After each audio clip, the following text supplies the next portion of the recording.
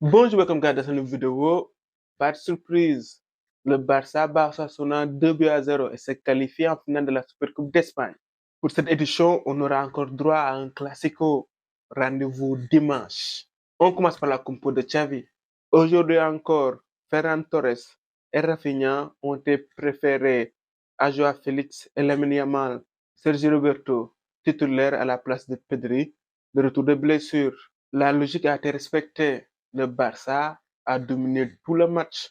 En première mi-temps, le Barça a eu la possession. Le Barça a eu plusieurs situations sans pour autant pouvoir faire la différence. Le Barça n'a fait la différence qu'en deuxième mi-temps, par l'intermédiaire de Lewandowski. Je vais m'arrêter encore sur le cas Lewandowski. Lewandowski, certes, aujourd'hui encore, il a eu des opportunités. Il a raté quelques occasions, mais au finish, il parvient à marquer. Parce que sur ce match, les Catalans ont pu trouver Lewandowski. Gundogan, c'est un joueur qui comprend les déplacements de Lewandowski. Ils se sont connus à Dortmund. Lewandowski, forcément, s'il a de bons ballons, il te plante des buts.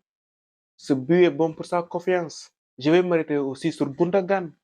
Au milieu de terrain, c'est Gundogan qui est la sentinelle. C'est le milieu le plus reculé au Barça. Et à mon humble avis, dans cette position, Xavi n'exploite pas au mieux les qualités de Gundogan. Si on prend l'ensemble des milieux de terrain du Barça, c'est Gundogan, le milieu de terrain qui peut te faire le plus de stats, plus de passes décisives, plus de buts. Gundogan à City, il marquait beaucoup de buts. Mais dans cette position de sentinelle, il se retrouve très loin des actions dangereuses. Près de la surface, il est plus dangereux qu'un De Jong ou un Pedri. Et il peut te sortir des passes venues d'ailleurs. Il a ce flair.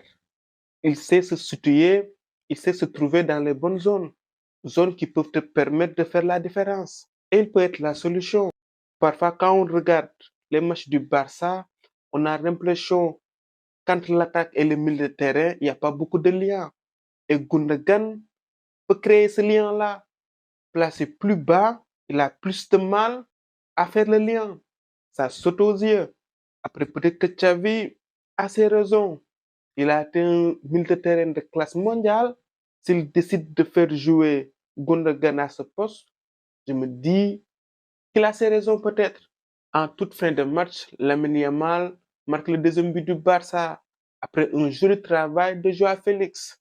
Joao Félix a fait une entrée très intéressante et à mon avis, il est meilleur que Ferran Torres. Cette dernièrement, Ferran Torres marque des buts, mais pour moi, Joao Félix est le joueur le plus percutant au Barça.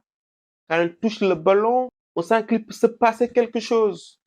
Osasuna s'est battu aujourd'hui, mais offensivement, ce qu'ils ont proposé, c'était insuffisant pour pouvoir mettre en danger la défense du Barça. Une défense qui dernièrement n'est pas très sereine. Ils n'ont pas mis le feu dans cette défense. Le Barça, mine de rien, on dit que le Barça ne va pas bien, mais le Barça gagne ses matchs. Et ça aussi, c'est la marque des grandes équipes. Même en difficulté, ils gagnent. En finale, ils retrouvent le Real Madrid, un classico. Un classico, c'est toujours un match unique, un match spécial. Il n'y a pas d'équipe plus en forme.